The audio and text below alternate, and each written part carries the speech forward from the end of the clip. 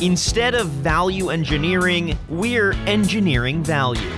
Bringing you thought leadership on how to find success in U.S. manufacturing, this is Engineering Value, a Draper podcast.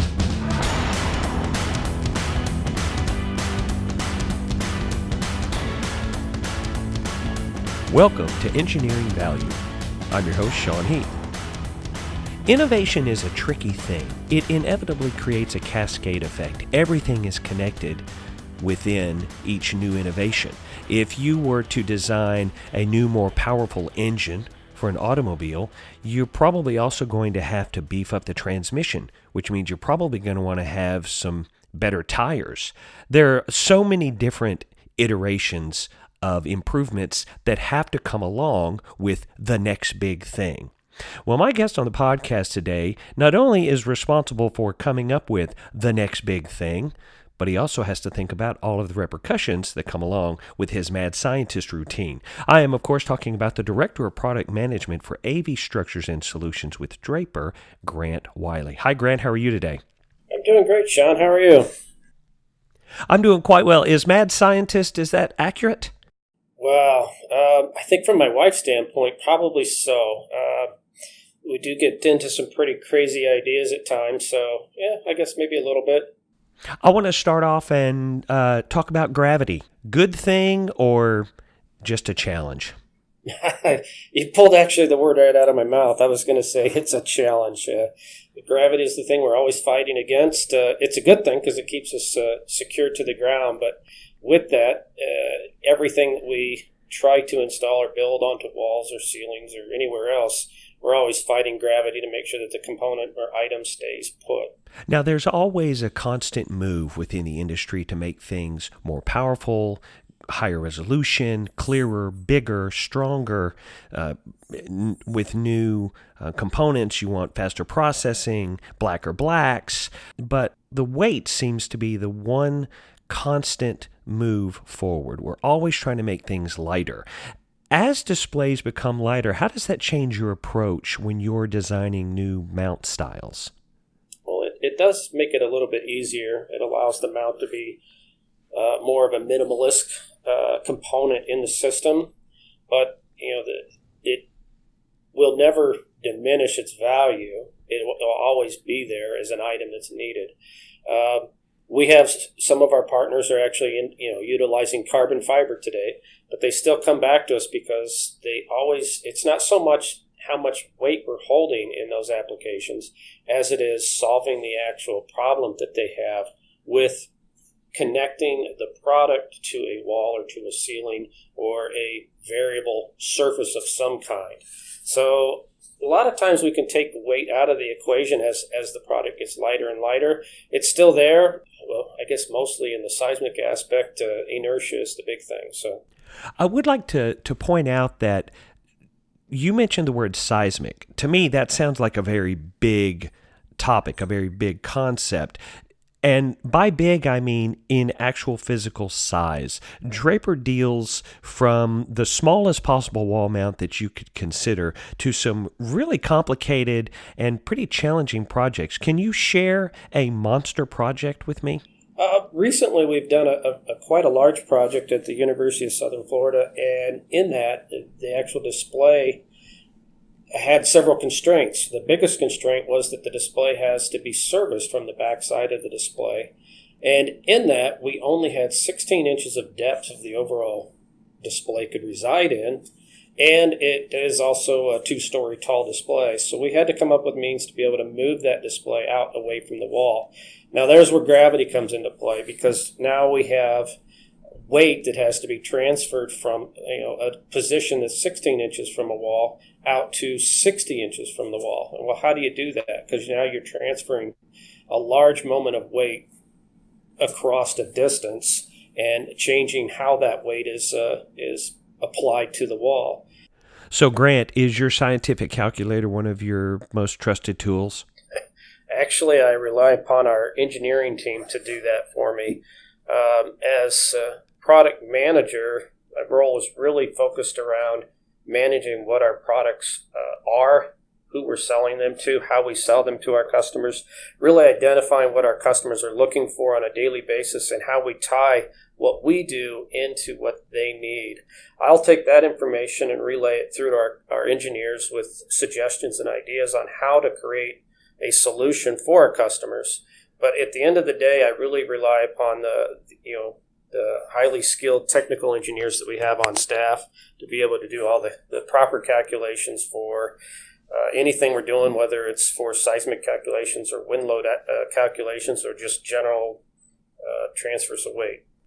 Now, there is a phrase that you use at Draper that I know you're really proud of, and that's the phrase value engineering. Most people, when they hear a phrase that begins with the word value, they think that means cheap, and that could not be further from the truth. So can you please tell me the definition that Draper has for value engineering? You make a good point about people hear value and they think cheap. I mean, I've seen some markets out there where they actually use the word value as to show that that's their lowest quality product or lowest price product. Also, when you look in the construction world, if somebody says they need to value engineer a system, that means that you need to take value out of it. You need to take things out of it to make the cost come down.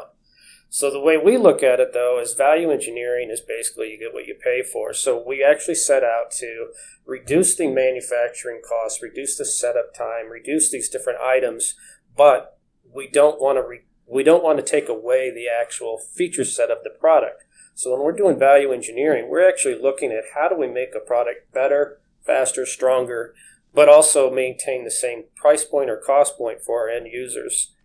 So value engineering actually plays a huge part in everything you do, but I don't even think it would be possible for you to have a set price schedule because you do so much amazing custom work for each individual client. The value that they get is unique to them.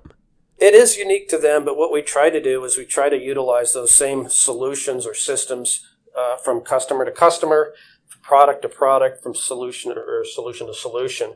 And with that, then we can pass along any savings or values that we've come up with in our manufacturing process with the installation of the product to be able to provide all of our customers with a very high-quality product, easy to install, but at a very low cost point.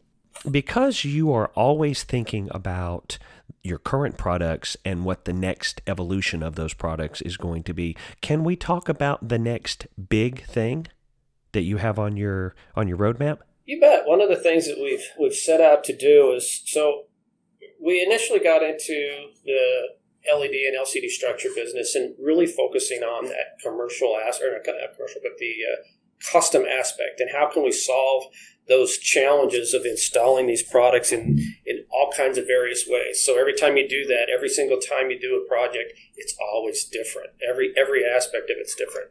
So we also thought about, well, you know what, we can actually help out in the simple aspects as well, which would be traditional flat wall, on the wall type of mount, whether it's in a conference room or a hotel lobby or wherever.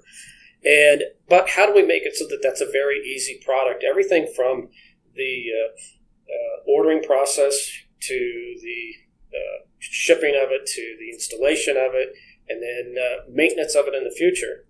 So thinking about all of these different aspects, and then who are we working with? Who are our partners? One of the challenges with LED products is every manufacturer has their own specific cabinet design and their own specific mounting points, and they're all just a little bit different. So we have to think kind of outside the box and come up with a solution that works with all of those in, let's call it, a tailored fashion, or maybe an advanced fashion from a standardized product, but it's the same overall construction. So if an integrator is installing a product for company A one day, but they're installing a product for company B the next day, the mounting solution is pretty much exactly the same between the two, with the only differences being where the mounting points might be from company A to company B. So with that, we've decided to come up with what we call our advanced LED solution. And that is a new product that will be designed specifically for, initially for the general 16:9 aspect ratio LED cabinets. It is designed so that just exactly what I was saying a minute ago, from company A to company B to company C, the construction or the assembly of that or installation of that mount is the same from A, B, and C, D, however many, and it's very easy to go on the wall. One person can install even the largest displays needed. It's a modular in its size. It can go from anywhere from, say, a 4 panel by 4 panel array all the way up to 100 by 100 if need be. You've worked on just an innumerable amount of projects. Is there one in particular that you're especially proud of? I would really have to say that the one that is probably of most recent, it would be the University of Southern Florida project with our partner Sony, where we designed a 2-story tall structure that was enabled. It enables the display to move in and out, from 16 inches off the wall out to 60 inches for service and maintenance, and that was quite a task. There was a lot that went into that, everything from the actual design, construction, to the installation, and just ensuring that the customer was getting exactly what they were really needing, and our partner was getting exactly what they were really needing in our solution. Now, I should have addressed this earlier in the podcast. Most people in the AV industry, when they hear the name Draper, they think about projection screens or even window shades, but not necessarily mounts and structures. And we spent this entire podcast talking about mounts and structures. Why do you think the image hasn't updated yet? I think it is, actually. I think people are starting to see it. I mean, we've been showing it at a couple of different trade shows now with our mount and structures direction. We've got a lot of partners that are coming to us now looking for solutions. And when I say partners, I'm talking about the manufacturing partners that are making the LED products or the LCD products. And it's just a growth phase. We're seeing that they're coming to us and realizing that the products that we have to offer are as good, if not better, than a lot of our competitors at most of the time at a much lower cost point. So we're seeing a lot of growth. Now, if someone super curious, such as myself, were to visit your headquarters there in Spiceland, Indiana, what would I get to see? Or what would I learn when I walked through the building?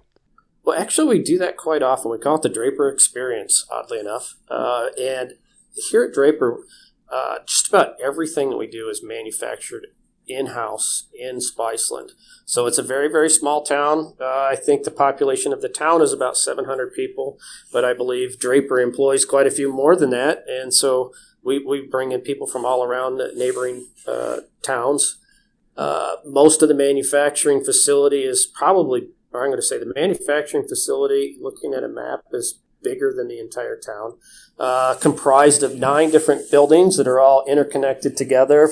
Everything from metal fabrication to powder paint lines to assembly areas, assembling everything from the projection screens, the LED mounting structures, to blinds and shades. A lot of people don't realize that Draper is very big with blinds and shades and commercial in that commercial aspect.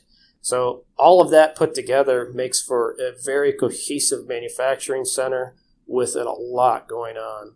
When talking about mounts, there's such a wide range of sizes. Some people would naturally think that a smaller mount might be more portable or modular. I don't think that's probably the accurate word. Can you clarify my thinking a little bit on the nature of these mounts? What are you thinking about when you're designing a new mount? What would you like it to be able to do? Really, it comes down to scalability. How can we scale the structure that we're creating to match up to any and all array sizes that our customers are looking at doing? And that's the challenge, and that's really the big thing about LED or LCD video walls is they can be any array size that you could think of based on the product you're putting in.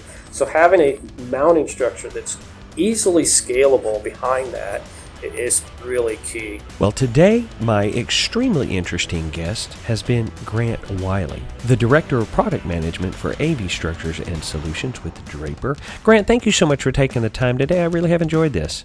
All right. Thanks, Heath. I have too.